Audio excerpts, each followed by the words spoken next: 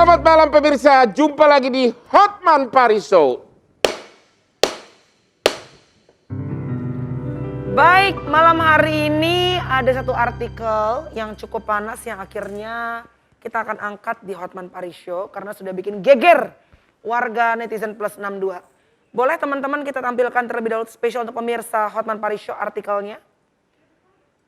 Dipaksa mundur jadi pengacara Desire oleh Hotman Sitompul.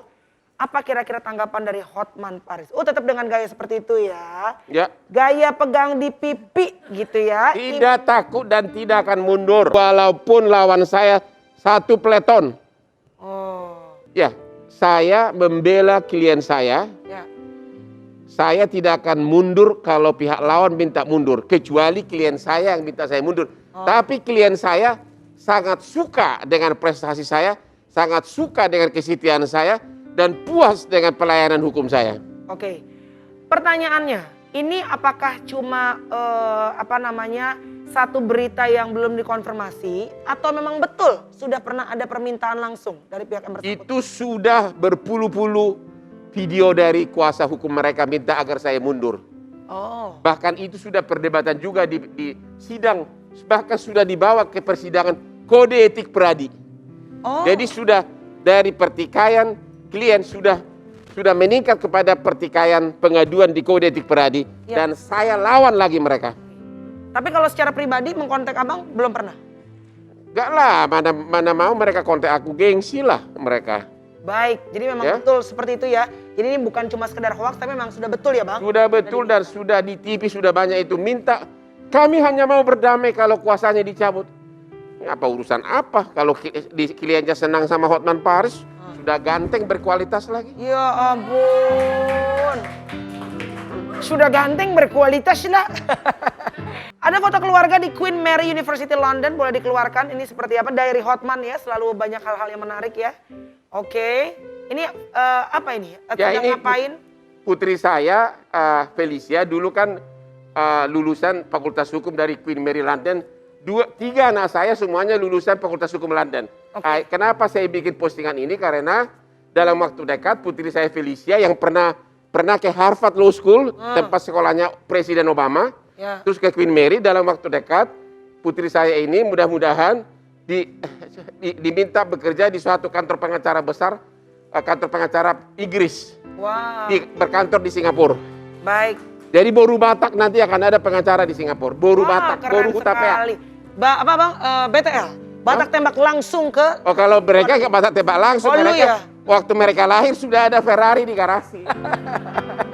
Kalau saya batak tembak langsung dari BTL kampung. ya? Benar. Oke, artinya there's nothing impossible. Yes. Ya? Itu dia, tidak ada yang mustahil kalau kita mau berusaha. Selain tadi ada berita yang menghebohkan dari daily activity atau diary Hotman Paris. Duh, tiap minggu gue harus baca diary Hotman deh. Ini kita juga punya bintang tamu untuk mengklarifikasi lagi-lagi pemirsa apakah berita yang beredar tentang dirinya benar atau tidak ya. Sambut sama-sama di Hotman Paris Show, ini dia Marsyadin Malik dan juga Halim Darmawan dan Muhammad Fayyada selaku pengacara.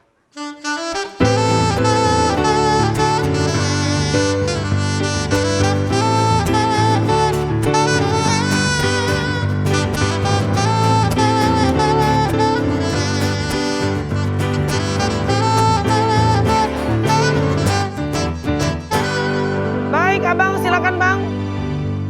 Bapak Marsyadin Malik.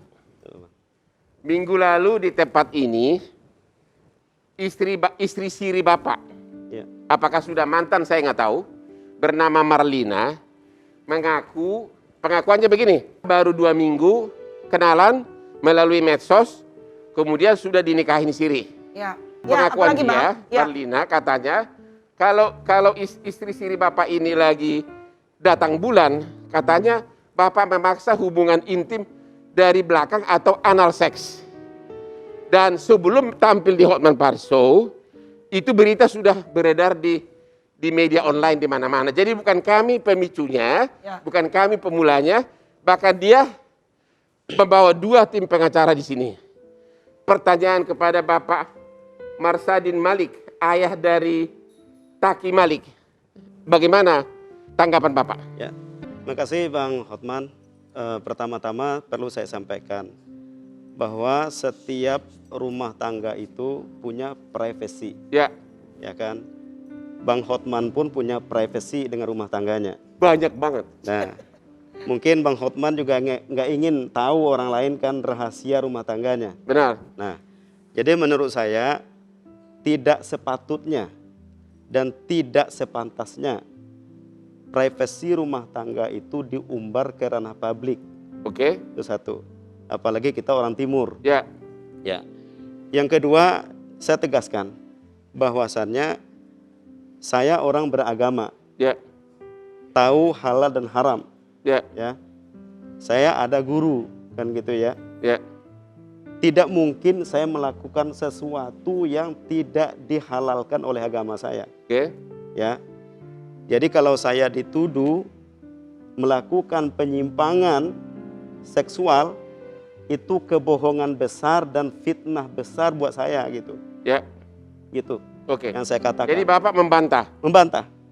Boleh tahu nggak apa Bapak sama istri sini sekarang sudah pisah rumah atau sudah ditalak? Jadi saya katakan begini, tanggal 1 September dia sudah meninggalkan rumah saya. Karena Saya nggak tahu alasannya Ya. gitu ya. Saya nggak tahu dia meninggalkan rumah malam-malam. ya, Saya tanya mau kemana, dia nggak mau mengaku mau kemana gitu ya. Saya bilang kalau kamu mau pulang ke Depok, saya antar. ya, Dia nggak mau gitu loh. Dia panggil Grab waktu itu malam-malam. ya pasti ada dong Pak pertengkaran. Apa pertengkarannya saat itu? Ya pertengkarannya seingat saya ya, masalah telat ngirim uang Kemana? ke anak-anaknya. Oh dia udah punya anak. Udah punya anak. Oke. Gitu. Umur berapa anak-anaknya? Anaknya ada 3 ya. Oh udah anak 3. Oh Anak ibunya 3. masih muda. Anak 3, Terus? dua perempuan, 1 laki-laki. Oke. Nah gitu. Nah, dia malam itu pergi, saya antar nggak mau, saya tanya tujuannya kemana juga nggak mau ngaku kan gitu Ya. ya. Ada videonya sama saya gitu. Ya. Ya udah, pulanglah dia kan. Ya. Tahu-tahu beberapa hari kemudian saya di WA, di SMS juga, sebelum WA saya diblok Ya. sama dia, nomor HP saya juga diblok sampai sekarang sama dia kan gitu. Nah, tanggal 5 kalau nggak salah ya, tanggal 5 dia minta tolong dibawakan sisa pakaian dia di rumah saya. Dia pindah kemana? Ke rumahnya, ke Depok, ke rumah kontrakannya Oke. di Depok. Ya. Ya, saya bilang dia minta dikirim pakai gosen. Ya. Saya nggak mau, saya mau ketemu langsung, ya Ya. kan? Tanggal 6 saya ke Depok, langsung ke rumah dia. Ya kita ketemu baik-baik aja, happy-happy aja, nggak ada masalah kan gitu. Dia minta cerai, Maksudnya Bapak ketemu di rumahnya happy-happy, dia happy-happy aja. artinya mesra lagi atau Oh hubungan enggak, intim lagi? dia ketawa-ketawa aja sambil WA, nggak tahu ya dia WA sama siapa gitu ya. Oh. Tapi saya lihat dia biasa-biasa aja gitu loh. Oke. Nah, kemudian dia minta cerai pada saat itu. Kita Dia yang berdua- minta cerai. Dia minta cerai. udah Karena lama. Ya mungkin saya nggak tahu, di antaranya mungkin kurang puas keuangan atau gimana? kemungkinan ya. Oke. Terus? Nah itu. Jadi saat itu saya jatuhkan talak tanggal 6. Jadi Bapak terima begitu saja, begitu dia minta cerai, Bapak langsung jatuhkan talak. Dia udah nggak mau sama saya. Ya tapi kan kita laki-laki kan berusaha membujuk. Udah berusaha membujuk. Ya. Dia nggak mau bang. Apa terutama ketidakpuasan dia? Ya saya katakan masalah itu. Masalah apa? Masalah nafkah gitu. Masalah apa? Masalah nafkah. Maksudnya Bapak kurangin nafkahnya atau gimana? Ada beberapa permintaannya dia, saya nggak sanggup gitu loh. Ya. Kita kan punya keterbatasan gitu loh bang.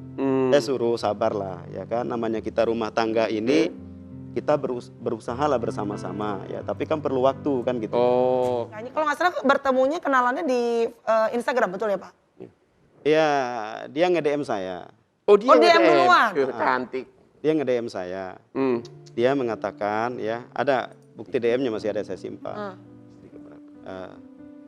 Nggak apa-apa disampaikan ya Pak. Nggak apa-apa. Jadi DM-nya itu dia mengatakan dia janda anak 3. Oke. Nah, butuh seorang suami gitu. Ya.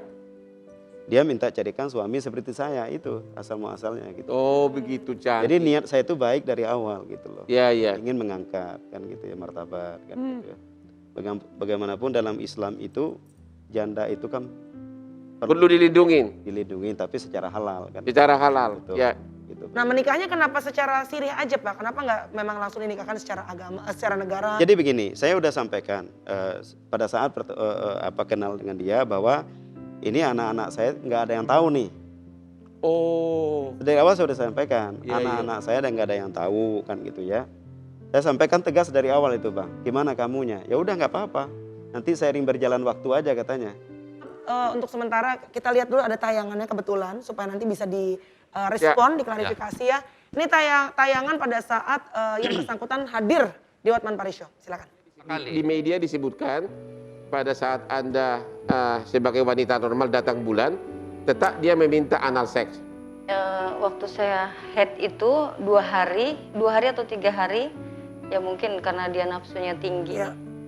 Dia tidak kuat, terus dia ya itu gitu. Terus sebelumnya itu 1 minggu sebelum melakukan itu, dia pernah bilang, kamu pernah melakukan itu tidak? Iya. Ya dengan saya kan, saya langsung astagfirullahaladzim, saya bilang. Itu kan nggak boleh gini gitu. Terus saya tanya ke beliau, memang Abi pernah begitu? Ya dengan bahasa dia astagfirullahaladzim ini gitulah. Artinya kamu diceramahin lah. Saya bilang kan di agama itu tidak dibolehkan. Nah malah dia bahasanya seperti itu. Ada kok ulama yang ada yang menghalalkan dan ada yang mengharamkan. Nah itu jadi tadi jawaban dia katanya hubungan intim dari belakang itu menurut Bapak katanya ke dia ada ulama yang menghalalkan, ada yang mengharamkan gitu loh. Ya. Artinya tidak ada pernyataan dari dia bahwa Bapak ini mengingkari hubungan intim itu dari dia tadi. Begini Bang, dalam Islam ucapan astagfirullah itu bentuk pengingkaran Bang. Ya.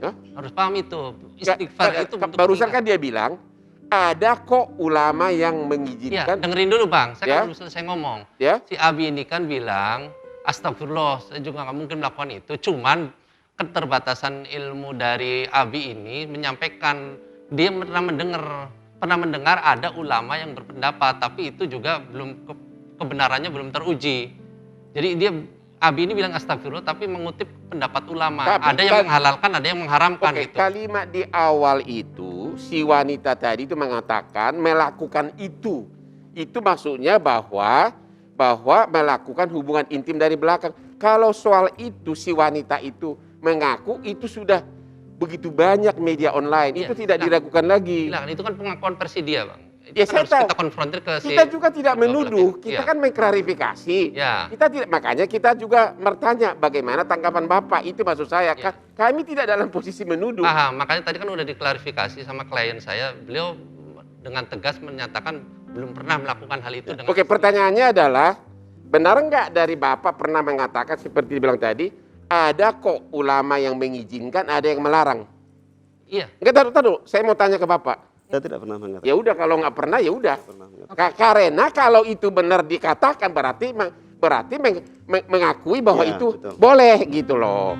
Kalau Bapak mengatakan tidak pernah ya kita Tidak terima. pernah. Kita kan tidak dalam posisi menentukan siapa yang benar. Gitu. Makanya saya katakan dari awal, saya membantah keras, itu saya katakan kebohongan besar Ya, dan fitnah besar buat saya. Dan ada semacam indikasi ya dari pihak-pihak tertentu ingin membunuh karakter saya gitu. apakah Anda selanjutnya akan menempuh upaya hukum?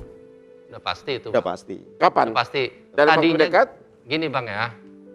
Jadi si klien saya ini Bang, klien saya ini udah ibaratnya walaupun 2 bulan, paham betul karakter istrinya itu seperti apa. Mantan istrinya ya, saya tegaskan lagi, mantan istrinya itu seperti apa. Jadi dia tahu bahwa kenapa mantan istrinya itu sekarang berani berkoar-koar di media TV, media online itu. Dia tahu persis ada di belakangnya pihak-pihak yang mempunyai kepentingan menjatuhkan namanya Boleh tahu apakah klien siapa? saya maupun keluarga besarnya. Seperti itu. Oh begitu. Dan kita udah terkumpul, alat bukti udah lengkap, kita tinggal membuat LP di pihak kepolisian. Mungkin dalam waktu dekat, mungkin hari ini atau mungkin besok kita bikin LP-nya. Baik pemirsa, jangan kemana-mana. Terima kasih tentunya untuk ketiga orang bintang tamu kita ya. Mudah-mudahan ada solusi yang terbaik untuk permasalahan ini dan bisa mengklirkan nama baik juga, itu yang paling penting di masyarakat ya. Jangan kemana-mana, saat lagi masih ada tamu yang tidak kalah viral, permasalahan tambah hot, tetap di Hotman Paris Show. Jangan kemana-mana, tetap di Hotman Paris Show.